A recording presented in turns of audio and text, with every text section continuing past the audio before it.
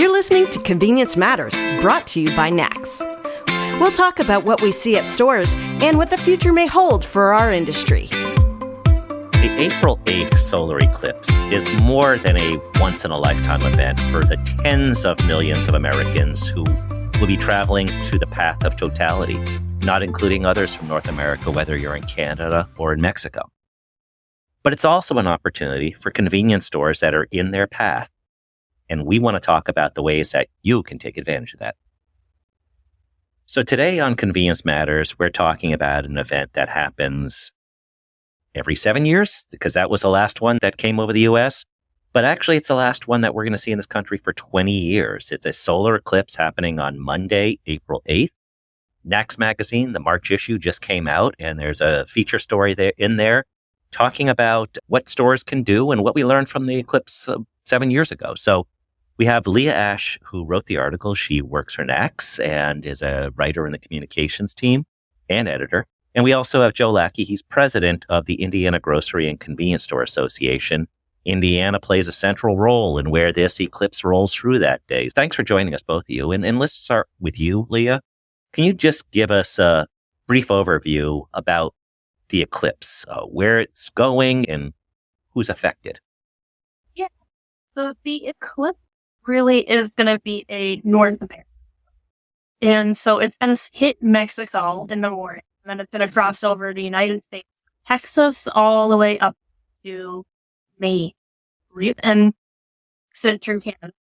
So it's going to cross-continental, and in a different way than the 2017 eclipse one. With that, I know everyone's thinking of the 2017 eclipse and how that one was. This eclipse actually is fairly larger. It's going to be around 110 miles wide, and it's going to cross over a lot of metropolitan cities. So like Dallas, Texas is one of the ones, Indianapolis, which we're probably going to talk a lot about today, Cleveland, and a whole bunch of other places. So there's quite a few people who already live in the path of totality who are going to want to probably step outside their home. There's going to be quite a few people who want to travel totality and see this, because it might be their last chance until 2044. And I think one of the things that you mentioned, Leah, in the article is roughly half the U.S. population is within about 200 miles. So they may be thinking, I'm only 3.5 hour drive away. So it's one of the things about this. And also, I saw a stat yesterday that 99-point-something% of the U.S. population, including Alaska and Hawaii, will see at least some effect of this eclipse. So it is really pretty much anywhere you are in the country, you're going to see at least a sliver of this. But for those that are half of the U.S. population, so that's roughly within a 200-mile drive, we're going to see a lot of people making game day decisions and just saying, hey, it's 9 a.m, let's go see an eclipse today. And that's where we talk about the opportunities and the challenges within our industry. I know you talked to somebody who went through the eclipse back in 2017, Don Rhodes, and he shared some of his experiences. Yeah, so his stores, he's Washington, right? And so he wasn't exactly in the path of totality. And so it was really interesting talking to him as someone who wasn't directly in the path and still fell directly. He said he had a massive surge foot traffic. His stores saw it, and people were asking for the eclipse glasses because it's not safe. So if you want to experience the eclipse, the partial eclipse leading up and the eclipse leading after, you need to access it. Especially, as you said, a lot of people are looking for that impromptu, I can just drive over and see it. There's going to be a lot of people looking for the last she said was really popular. He also said it was a great opportunity just because you could really lean into it. Let's do the eclipse themed craft beer, and let's do events, special merchandise, and really get people excited about this once in a lifetime up. And that's exactly what Joe is doing in spreading that message to all of his members. Indianapolis is what goes right over the center of Indianapolis and in a whole bunch of other parts of the state, Joe. What are you telling your members and retailers in the area what they can do now and what the next couple of weeks will be like? As Leah mentioned, we learned a lot from the Kentucky experience. we learned a lot of things we don't want to do, which is ignore it. People were into traffic jams, fuel run out in convenience stores, people not prepared for the event. And that's what we're trying to avoid by getting the word out to people that they really need to prepare for this. It's a tremendous opportunity, as Mr. Rose said, if you plan ahead for it and have enough staff there to handle what's going to take place.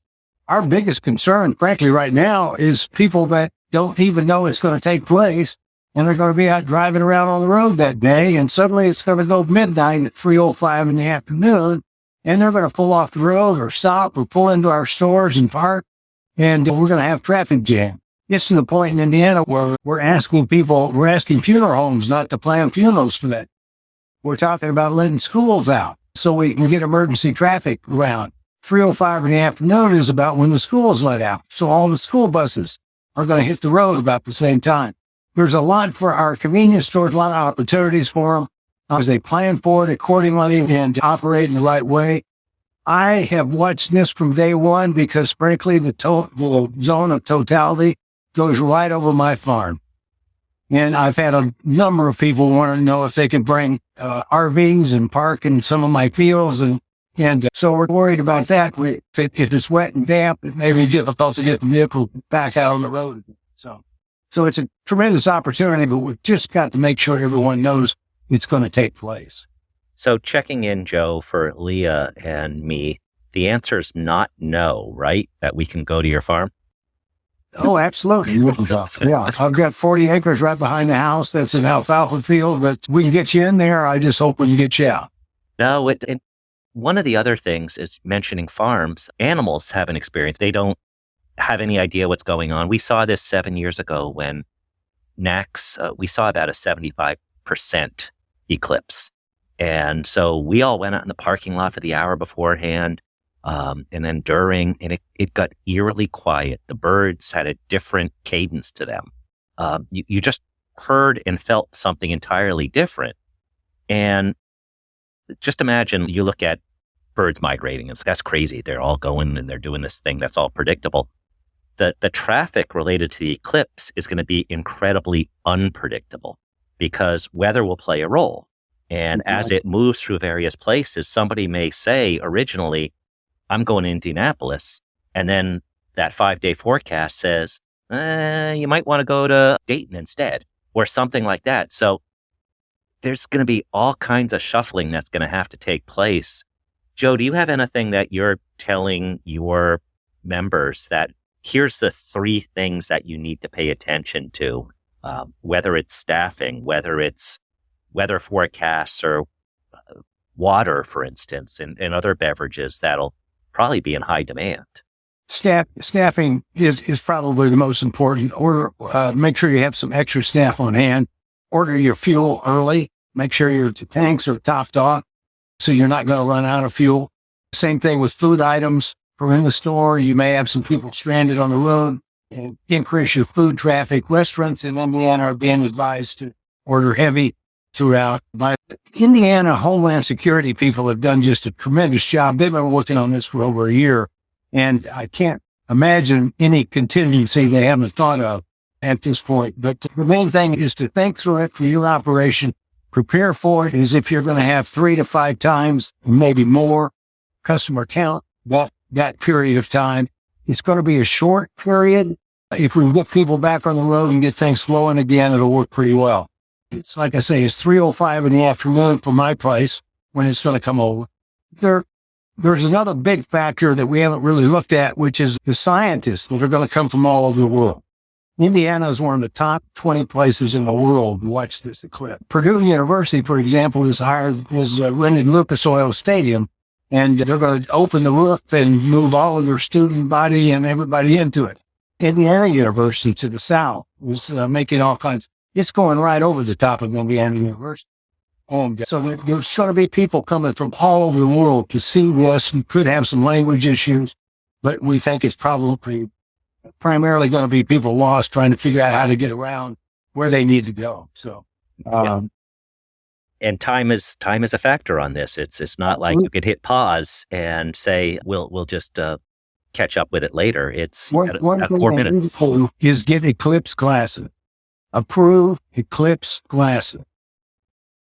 Because that's a big item. People are going to wait till the last minute. They haven't heard of it. They're going to run to the convenience store and say, where's the sunglasses? Sunglasses won't work. You got to have Eclipse glasses.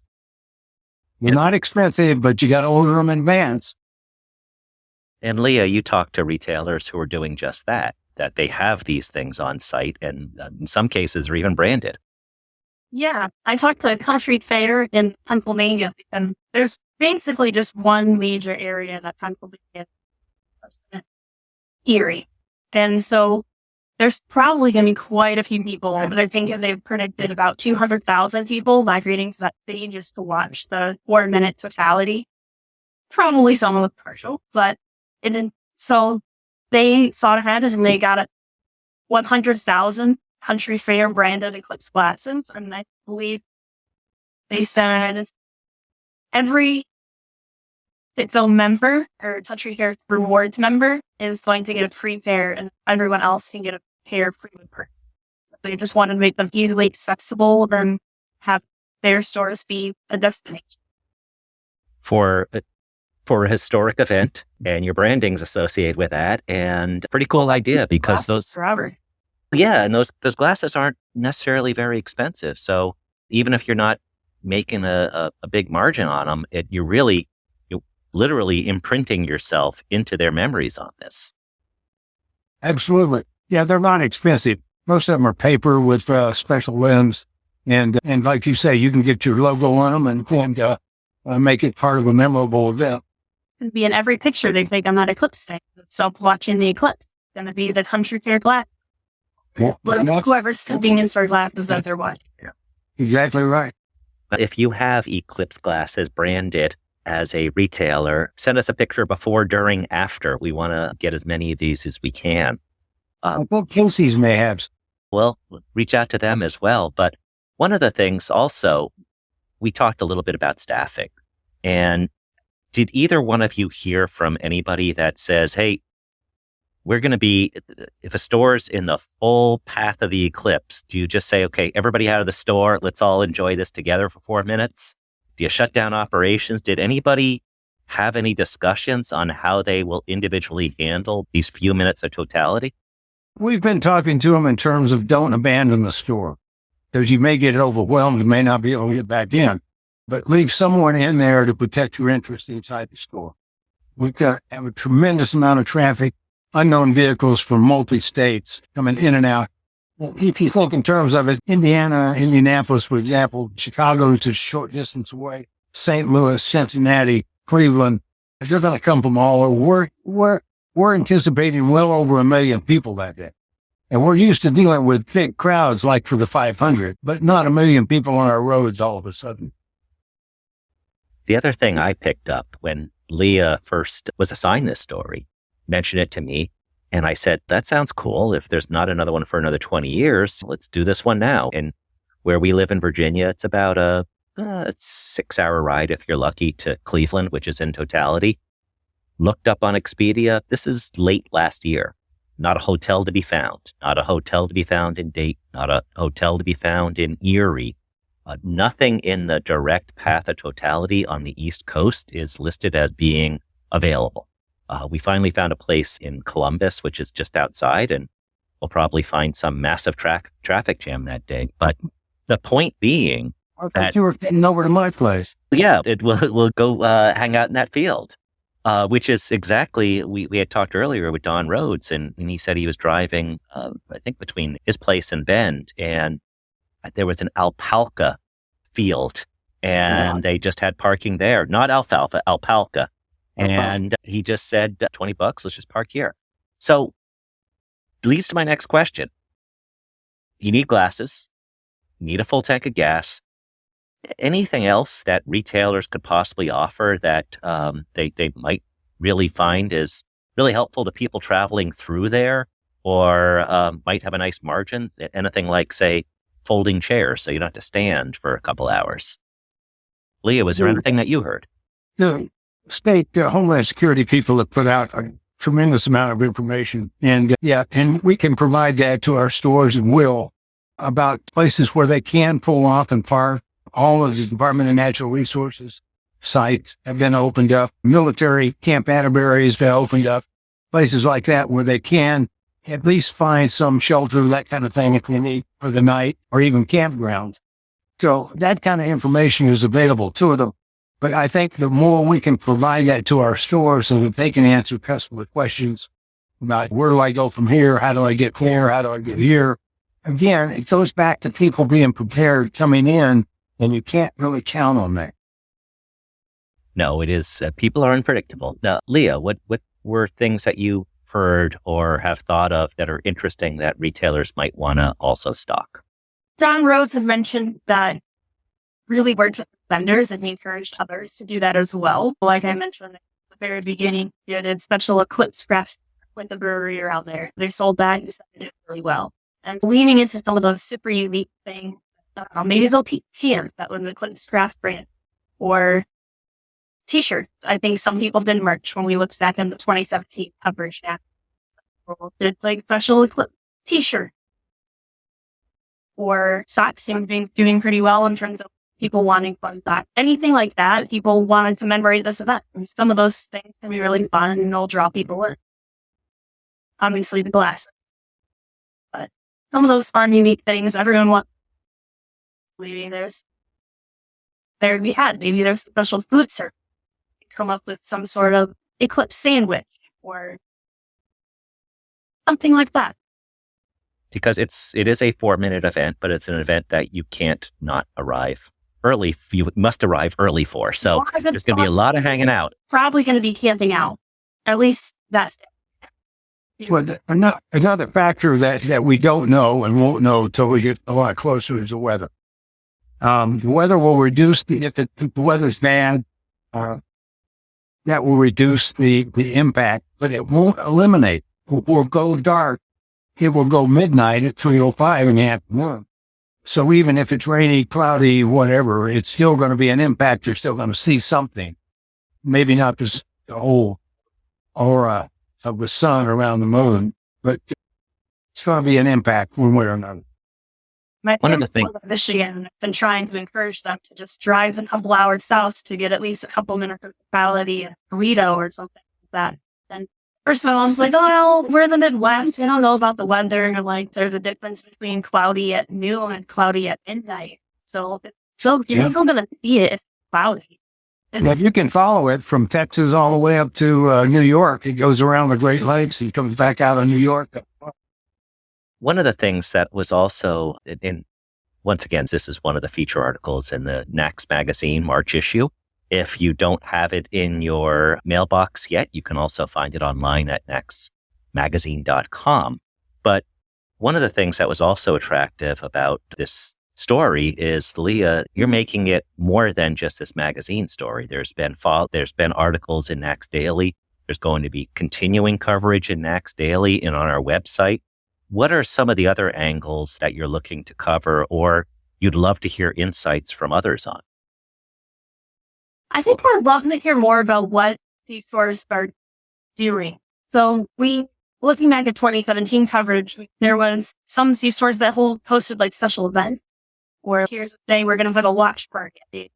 Come in, we're going to have a special craft beer, and we're going to maybe invite some live music, and we're going to have a big event where it's not just that 4 minutes, the lead up to the 4 minutes, and maybe people trying to avoid the traffic and staying a little bit longer, or if they had a craft beer, maybe they have to stay a little bit longer to be more safe. So it's just one of those things where it's like, you can really, not just 4 minutes. The partial eclipse is going to be in, I don't know, an hour or so beforehand, and instead of staying for an hour or so. And people can really take advantage and try and draw them in to watch there, or just bring in some people who live around there, newcomers coming to see it, not just those. One of the things I learned from the 2017 eclipse, as I said, we had NACS staff, we all went outside, somebody took pictures, and this was about 3 months before the NACS show that year. And it was the year that we introduced the new C logo for branding. What we saw a giant C in the sky. I wrote a NACS show speech that had somebody talk about that was our impetus for doing the C logo, which isn't true, but I was trying to look for a joke. The one thing I learned jokes don't age very well, and a joke from August doesn't really play in October. Anybody writing jokes about this thing, deliver them immediately because they don't have a long shelf life. One other thing is, in just wrapping this up, that makes this one so interesting because not only it hits all these population centers, it's also one of the longer ones. The one that was a couple of years ago was about 3.5 minutes at longest if you're in that direct path. This one's about a minute longer than that. Isn't it around 4.5 minutes, Leah? I can't remember exactly. I know the longest is definitely over 4. I can't remember if it's just over 4 or if it's 4.5 at the longest one. But if you're in the it's center, definitely longer and it's wider. So a lot more people are going to see the eclipse and they're going to see it for long. if anyone's, it's also the width of the thing. Mhm. If anyone's familiar with Indiana, Terre Haute on the west edge of the state, on the east side of the state, east border in Cincinnati, it'll be dark from Terre Haute to Cincinnati. So it's not just a little thin strip in the zone of totality. It's going to go dark, varying degrees, but it'll be darkest in the middle. So they're going to be able to see it from anywhere in the state. Let's have a reaction. There's a lot to cut. We just wanted to introduce the conversation. If you're not planning already, it's not too late, but you want to get going really fast, whether that means checking it out or serving customers or figuring out how to keep properly staffed. I also looked up the song Bonnie Tyler's Total Eclipse of the Heart, which is 4 minutes and 30 seconds. I think it's 3 seconds longer than peak totality. I'm sure there's going to be somebody with a boombox somewhere or Spotify playing that song, and whether it's going to be awesome or irritating depends on who that guy is playing it. For those of you that have interesting stories leading up to the eclipse or after the eclipse, stay in touch with NACS. This is one of the examples of how convenience stores fit into a broader human interest stories. A lot of different elements to cover. Yes, the next eclipse won't hit the United States until another 20 years, but there's different ways to learn from this, whether it's sporting events or other activities in life. So let's celebrate this out there, and let's have a lot of fun with what the industry can do in serving customers when we have no idea what those traffic patterns are like. Thank you, and thank you all for listening to Convenience Matters. Convenience Matters is brought to you by NACS and produced in partnership with Human Factor. For more information, visit convenience.org.